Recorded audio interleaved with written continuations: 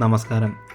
കണ്ണിന് മിഴിവേകുന്ന വർണ്ണങ്ങളും അലങ്കാരങ്ങളും ചാർത്തി നെയ്ത്തിരി വിളക്കിൻ്റെ വെളിച്ചത്തിൽ അവരൊരുങ്ങി വരുമ്പോൾ സ്ത്രീകൾ പോലും വിസ്മയിച്ചു പോകും. എവിടെ തിരിഞ്ഞാലും എങ്ങോട്ട് നോക്കിയാലും സുന്ദരിമാർ.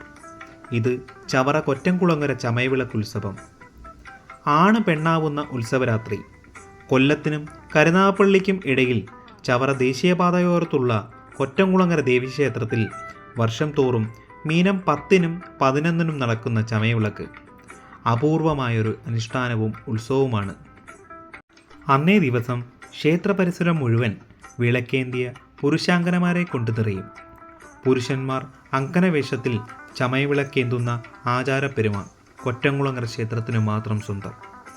ലോകത്ത് മറ്റൊരിടത്തും ഇത്തരമൊരു അപൂർവ കാഴ്ച കാണാനാവില്ല. പലതരത്തിൽ പല വേഷത്തിൽ കുഞ്ഞു കുട്ടികൾ മുതൽ വൃദ്ധന്മാർ വരെ വാലിട്ട് കണ്ണെഴുതി പൊട്ടുതൊട്ട് മുല്ലപ്പൂ ചൂടി ആടയാഭരണ വിഭൂഷരരായി വിളക്കെടുക്കുവാനെത്തും.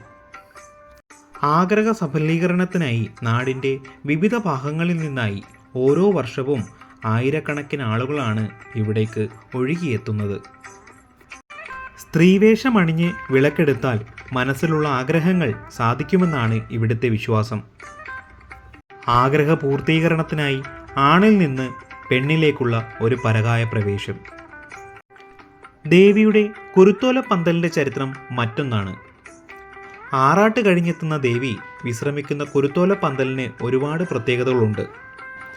മണ്ണിൽ സ്പർശിക്കാതെ മുറിച്ചെടുക്കുന്ന കമുക്, വാഴ, കുരുത്തോല എന്നിവ കയറോ ആണിയോ ഉപയോഗിക്കാതെ പ്രത്യേക രീതിയിലാണ് ഒരുക്കിയെടുക്കുന്നത്.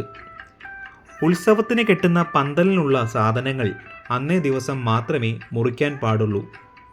കൽപ്പീഠങ്ങൾ കാക്കാത്തിമാരാണ് വൃത്തിയാക്കുക.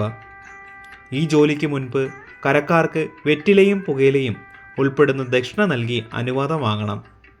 കരക്കാർ തിരിച്ചും ദക്ഷിണ നൽകും. കുരുത്തോല പന്തൽ കെട്ടാനുള്ള അവകാശം ഒരു പ്രത്യേക സമുദായത്തിനാണ്. ദേവിക്ക് ഇരിക്കാനുള്ള കുരുത്തോല പന്തൽ ക്ഷേത്രത്തിന് കിഴക്കുവശം ഉയർന്നാലേ കെട്ടുകാഴ്ചകൾ ക്ഷേത്ര മൈതാനത്തേക്ക് കടക്കൂ. ദേവീ ചൈതന്യം കണ്ടെത്തിയ ശിലയ്ക്ക് ചുറ്റും ഗോപാലബാലന്മാർ കുരുത്തോല കൊണ്ട് അമ്പലം കെട്ടിയതിൻ്റെ സ്മരണയാണ് കുരുത്തോല പന്തലിൻ്റേത്.